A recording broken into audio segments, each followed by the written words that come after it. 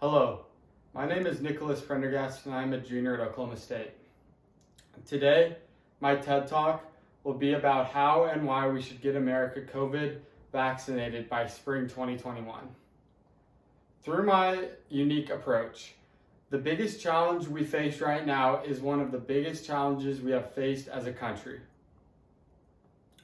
In 9 months, we have had over 300,000 deaths in the United States, along with this wreaking havoc on small businesses, teachers, children, students, and just about everyone else, flipping our daily lives upside down.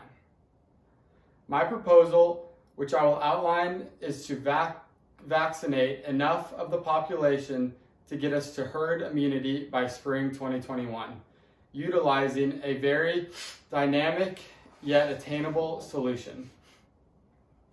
In order to understand more about the vaccine, please watch this short video.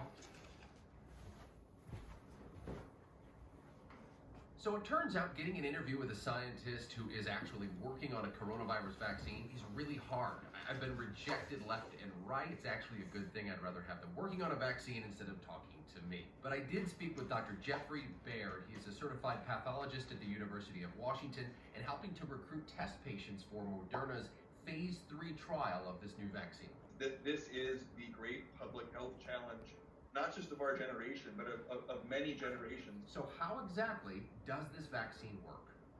Let's first start with the basics. Right now, about 0.1 milligrams of the vaccine is being inoculated into human test patients. The main ingredient is a piece of lab-engineered RNA, which is injected into the body. It's ribonucleic acid.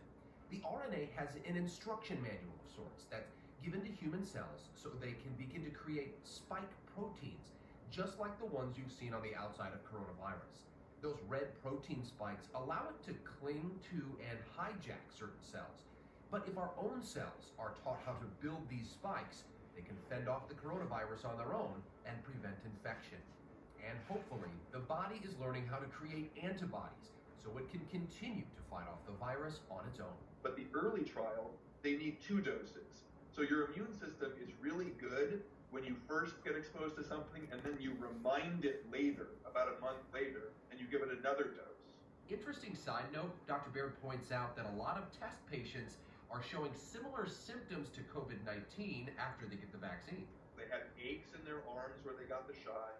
They had some chills, some fever, and it made them feel under the weather. And that is actually a sign, believe it or not, that it's working. To reiterate, the COVID-19 vaccine does not cause COVID-19. 30,000 test patients are involved in phase 3 of the Moderna vaccine trial. 15,000 are inoculated with the test vaccine. The other 15,000 receive a placebo.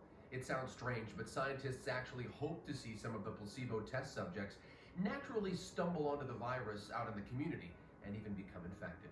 That way, they know the vaccine is working. But the million-dollar question, or even at this point, the trillion-dollar question on planet Earth is, will this vaccine actually work? Does the test tube protection translate into real in-person protection? That's one. Number 2, how long does it last for? Now, the world record for fastest vaccine ever produced was for months. It was about 4.5 years of development. Here we are less than a year after the first case of coronavirus was found, and hopefully we're getting close to a vaccine for you and your family soon. So, now that you have a better understanding about the vaccine, let me dive into some facts about the virus.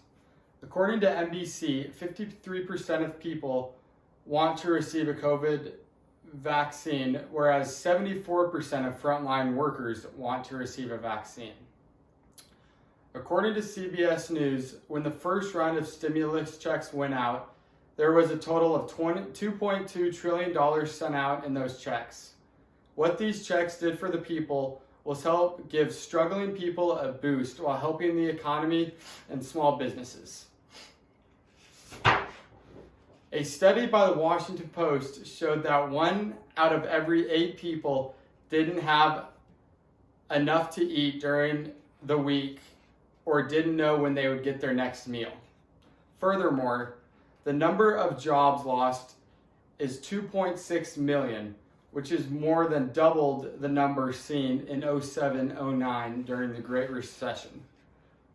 Researchers estimate that by December, around 1.34 million households will be behind on their rent as a result of pandemic-related job losses, which equals 4.2% of all households.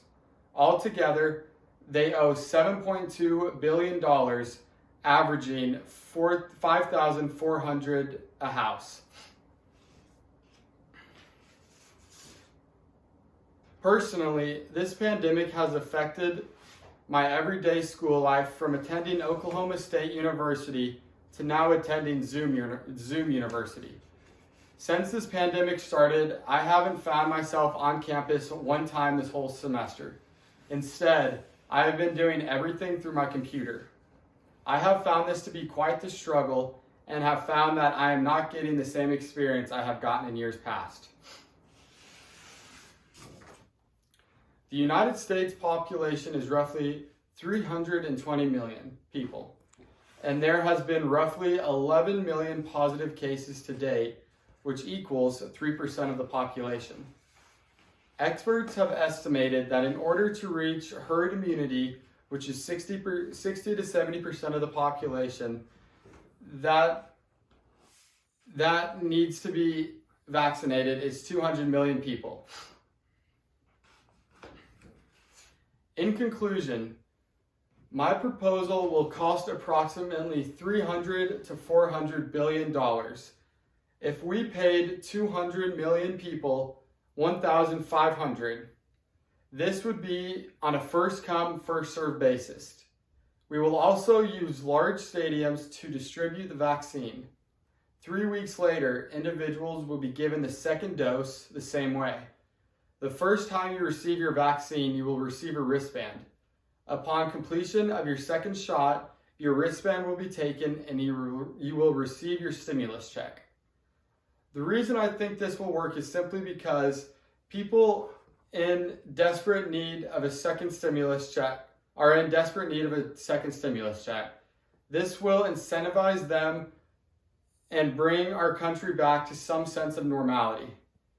In conclusion, we must strive to vaccinate 60 to 70% of our population in order to obtain herd immunity. Thank you very much for listening to my TED Talk.